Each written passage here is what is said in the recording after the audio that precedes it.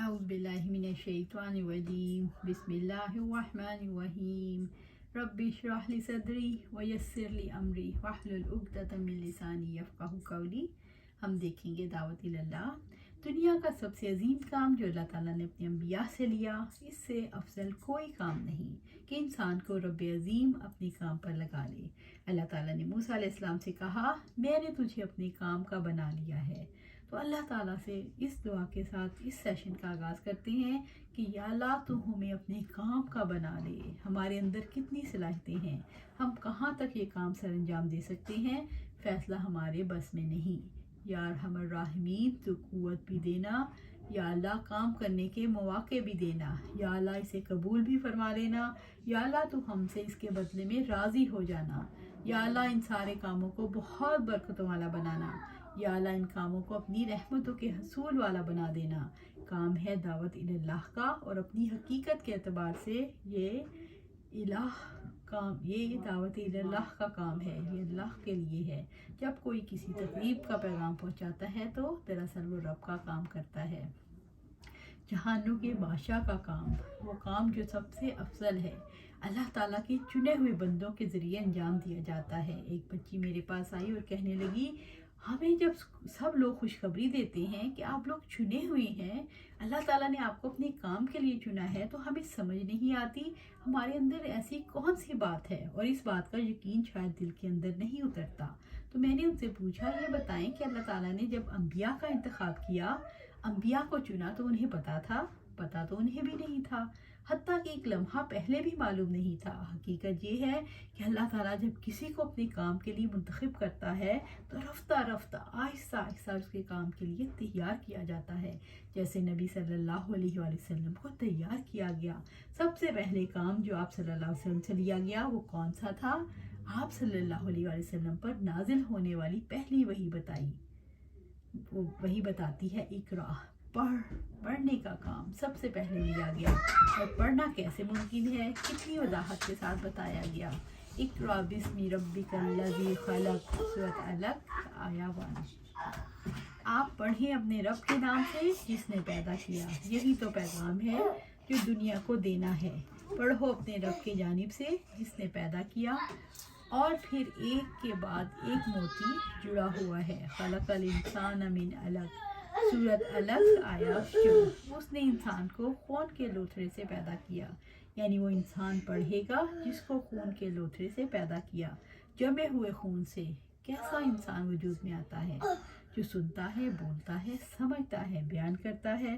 خود رب العزت نے جب سورۃ الرحمن نازل کی تو اس کے بارے میں مزید وضاحت کی، الرحمن علم القرآن، وسیع رحمت والے نے قرآن کی تعلیم دی۔ یہ وسیع رحمت والا ہے جس نے قرآن سکھایا۔ خلق الانسان، اس نے انسان کو پیدا کیا۔ علمہ البیان، اسے بولنا سکھایا۔ اس راستے کا بڑا اہم سنگ میل ہے بیان، یعنی کمیونیکیٹ کرنا۔ جو مافی الضمیر ہے اس کو بیان کرنا، جو بات دل کے اندر اترتی ہے وہ بیان کرنی آسان ہوتی ہے، اور جس چیز کا اثر دل میں نہیں ہوتا زبان پر بھی مشکل سے آتی ہے۔ کبھی ایسا بھی ہو جاتا ہے انسان بیان تو بہت اچھا کر لیتا ہے، لیکن وہ بات اس کے دل میں نہیں ہوتی، وہ ایک آرٹ ہے، وہ محض دل کی بات نہیں ہوتی۔ لیکن جب کوئی رب عظیم کا پیغام دوسروں تک پہنچاتا ہے تو وہی بات دل پر اثر انداز ہوتی ہے، جو دل کے اندر اترتی ہے۔ جیسے اقبال نے کہا، دل سے جو بات نکلتی ہے اثر رکھتی ہے، پر نہیں طاقت پرواز مگر رکھتی ہے۔ یہ دعوت اللہ کا کام ہے، اور اس کی پہلی منزل وہ علم ہے جو رب العزت نے دیا۔ جس کو اللہ تعالیٰ یہ علم سیکھنے کا موقع دیتا ہے وہ دوسری منزل تک پہنچ سکتا ہے، لیکن ضروری نہیں کہ پہنچ جائے، چاہے ساری کتاب قرآن حکیم پڑھ جائے۔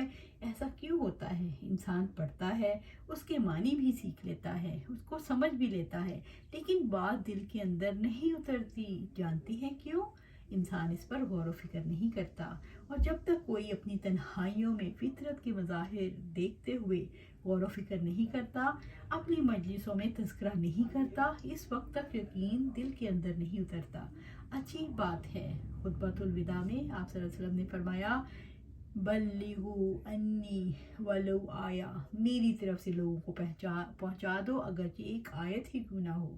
آپ جانتے ہیں یہ پہنچانا کیا اثر کرتا ہے؟ یہ بات بہت زیادہ موٹیویٹ کرتی ہے، ترغیب دلاتی ہے۔ مولانا اشرف علی تھانوی کہتے ہیں جب اللہ تعالیٰ کے دین کا علم سیکھا اور اسے سکھانا شروع کیا تو جو چیز دل کو گھیرتی تھی وہ خیال تھا کہ خود تو ابھی عمل نہیں کیا، کیا دوسروں کو کیسے پہنچائیں۔ پھر مجھے جس چیز نے سب سے زیادہ فائدہ دیا وہ یہ سوچ تھی کہ جو پہنچاؤں گا انشاءاللہ اس پر عمل کرتا رہوں گا۔ یہ ارادہ انہی سلسلے میں آگے بڑھاتا چلا گیا، وہ پہنچاتے بھی رہے اور عمل بھی کرتے رہے۔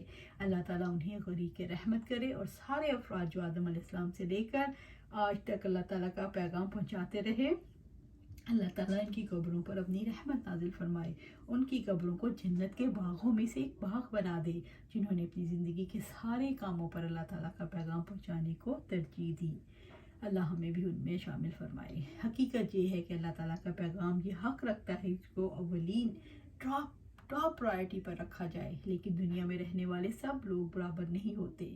کچھ لوگ حالات کے ہاتھوں اتنے زیادہ مجبور ہو جاتے ہیں، انہیں روزی کی فکر اللہ تعالیٰ کا پیغام پہنچانے سے روکتی ہے۔ اللہ تعالیٰ کا احسان ہے کہ اس نے عورت پر معاش کی ذمہ داری عائد نہیں کی۔ پھر بھی اگر کوئی اتنا مجبور ہو جائے کہ اس کے سر پر فیملی کو سپورٹ کرنے کی ذمہ داری آ جائے تو اور بات ہے۔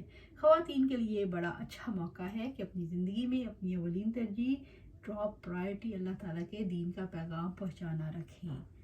میں یہ بات محض کچھ فکروں کے صورت میں آپ کے سامنے نہیں رکھنا چاہتی، بلکہ آپ اس کام کا ارادہ کریں، کیونکہ ارادہ زندگی میں بہت اہمیت کا حامل ہوتا ہے۔ تو انشاءاللہ اس ارادہ کریں، پھر آگے اس پر بات جاری رکھیں گے۔ اللہ سبحانہ تعالیٰ ہمیں دعوت اللہ کے کام کے لیے چن لے اور اس پر ثابت قدم رکھے۔ آمین یا رب العالمین۔